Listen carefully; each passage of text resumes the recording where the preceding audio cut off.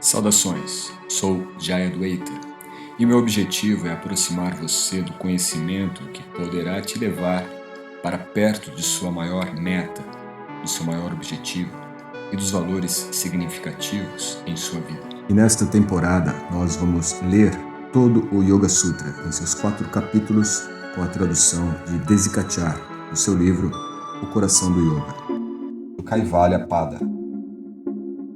Aqui no capítulo final do Yoga Sutra, Kaivalya Pada, Patanjali apresenta as possibilidades que se oferecem a uma pessoa que tenha adquirido uma mente altamente refinada.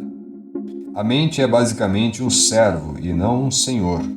Ao permitir que a mente desempenhe o papel de senhor, quaisquer que sejam as consequências ou as conquistas da pessoa, elas estão destinadas a gerar problemas.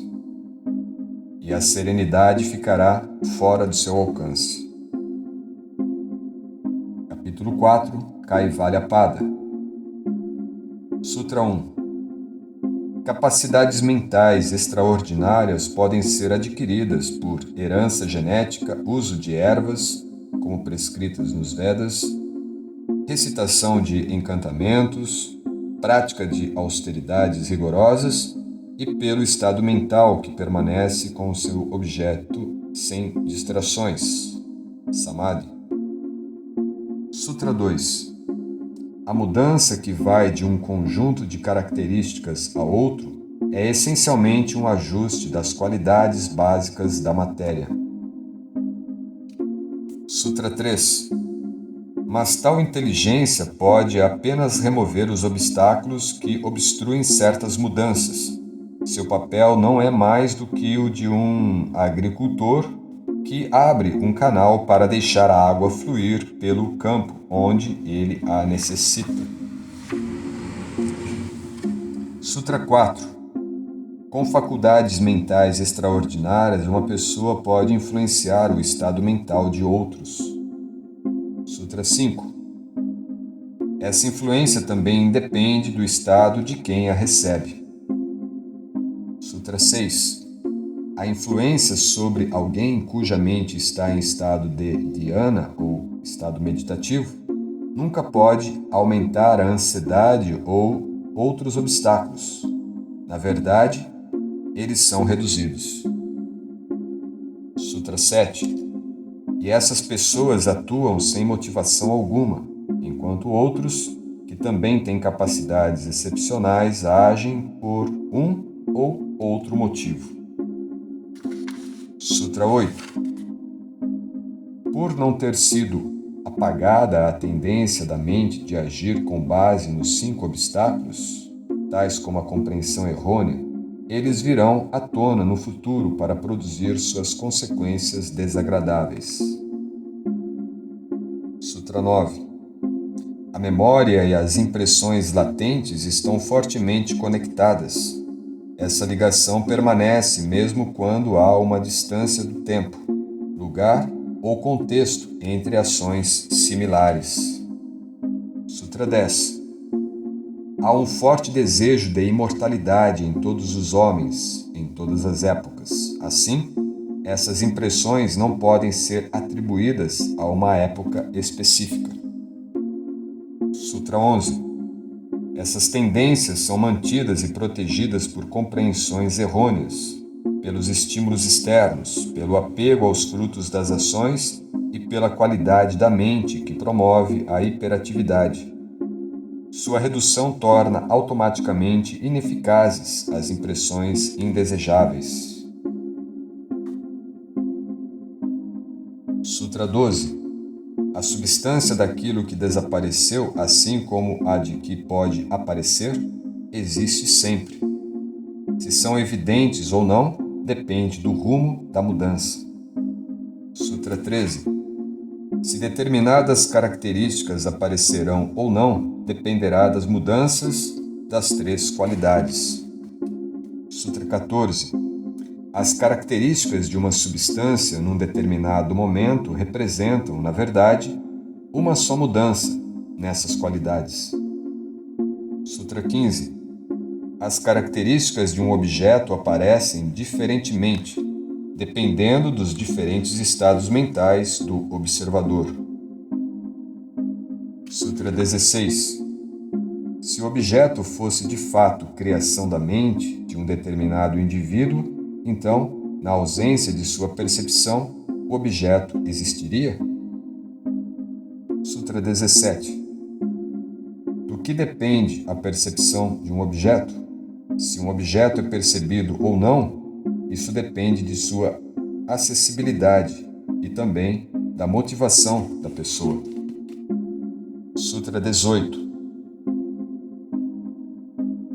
As atividades mentais são sempre conhecidas pelo percebedor, que não muda e é o senhor da mente. Sutra 19. Além disso, a mente faz parte daquilo que é percebido e não tem poder próprio para perceber. Sutra 20. A premissa de que a mente pode desempenhar dois papéis é insustentável, porque ela não pode simultaneamente fabricar e ver o que é fabricado. Sutra 21. Num indivíduo com essa sucessão de mentes de existência momentânea, haveria desordem e dificuldade de manter a consistência da memória. Sutra 22. Quando a mente não está em relação com os objetos externos e não está apresentando uma forma externa para o percebedor, ela toma a forma do próprio percebedor. Sutra 23. Assim, a mente serve a um propósito duplo.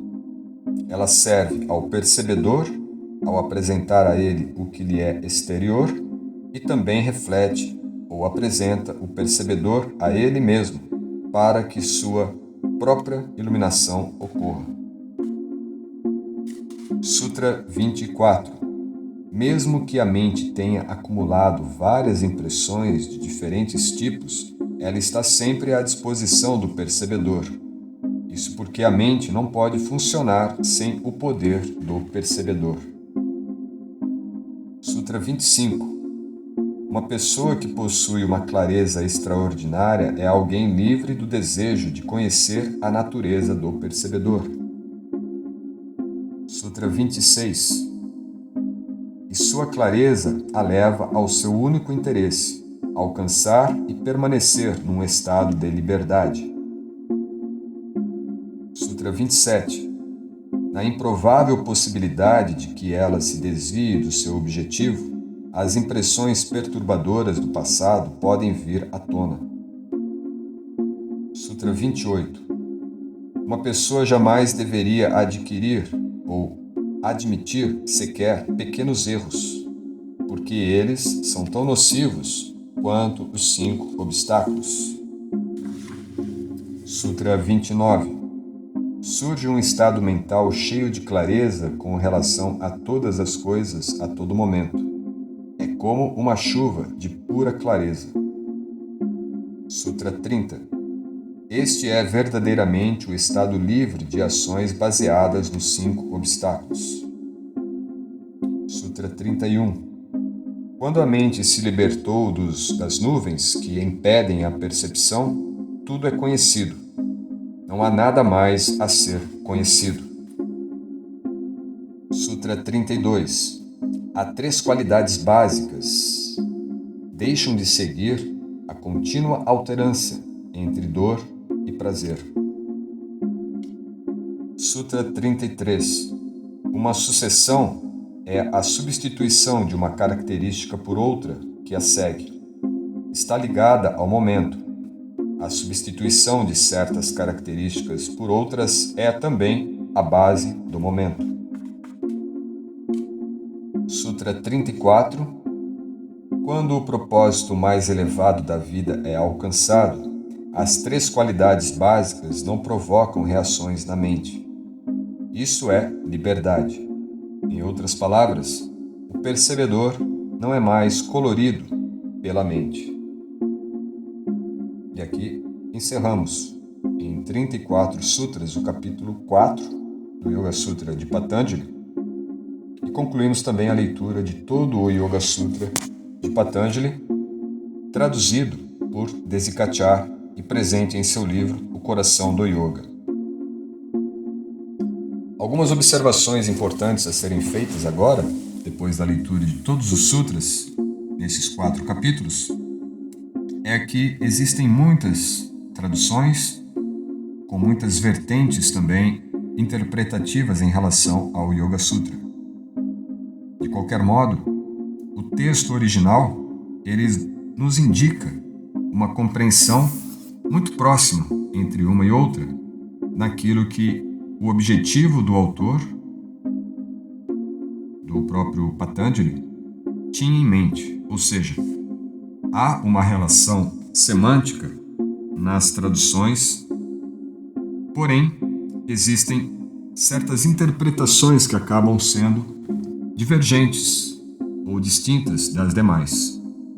O nosso objetivo aqui foi de dar um comentário mais acessível numa narrativa que, de todas as traduções existentes em português, a maior parte delas não se constitui de uma ordem sequencial em que facilite a leitura, numa narrativa mesmo, tornando assim um pouco mais complexa a compreensão do todo. Por esse fato, nós escolhemos a tradução de Desikachar. Ao mesmo tempo em que ele dá essa tradução um pouco mais fluida, de uma forma narrativa, ele também tem uma base muito próxima da versão védica, ou do conhecimento do Vedanta Vaishnava, já que ele é filho de Krishnamacharya, e Krishnamacharya era praticamente um dos primeiros mestres de yoga com base no Vedanta Vaishnava no século XX. Então, há, além da questão estrutural do texto, também um alinhamento nas questões mais internas da própria estrutura do texto, ou seja, dos sutras.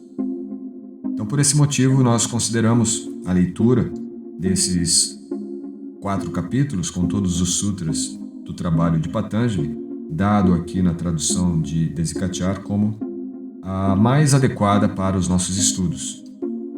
Esse podcast, ou essa sequência de áudios que nós colocamos aqui disponíveis, são direcionados exclusivamente aos estudantes do Vaishnava Vedanta Yoga School, do VVY School, especificamente aos instrutores que estão em processo de formação, onde recebem também um adendo, um direcionamento mais específico desses estudos. Porém, nós deixamos esses áudios, essas leituras disponíveis aqui nas plataformas de podcast para que mais pessoas possam se interessar, conhecer e até se aprofundar nos temas trazidos nessas 4 aulas do Yoga Sutra de Patanjali. Peço que você dê uma olhada aqui na descrição desses podcasts para ver os links e, se de repente há interesse de se aprofundar mais em algum tema específico. Aguardo vocês para um próximo episódio. Muita paz. Namaskar.